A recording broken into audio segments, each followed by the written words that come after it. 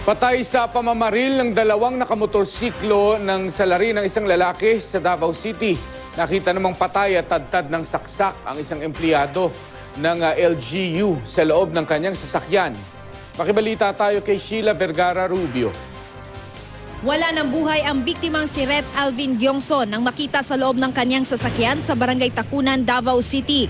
Accounting head ang biktima ng General Service Office ng Davao City Government. May 10 saksak sa katawan ang biktima. Iniimbestigahan pa ng pulisya kung bakit napunta sa lugar ang biktima. Residente siya ng Barangay Talomo sa parehong lungsod. Tinututukan din ang posibilidad na may kaugnayan ng krimen sa love affair o sa trabaho ng biktima. Karon gikandakan pagpalawom nga investigasyon ang maong kaso no o pagpatay sa usa ka personahe sa City Hall and gipalawman pa sa to ang mga investigators kung unsa gyud ang hinungdan.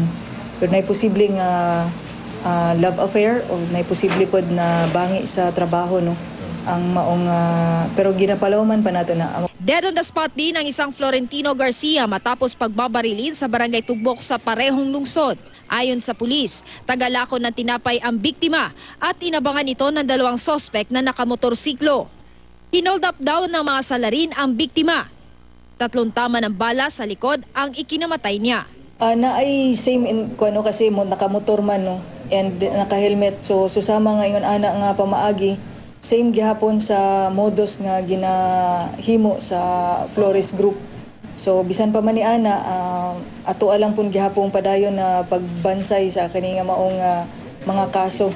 So palawman nato ni og kung namay nalambigit gihapon ang maong grupo, posibleng madungag na pud ni sa iyahang kaso. Nasa punerarya na ang labi ng mga biktima.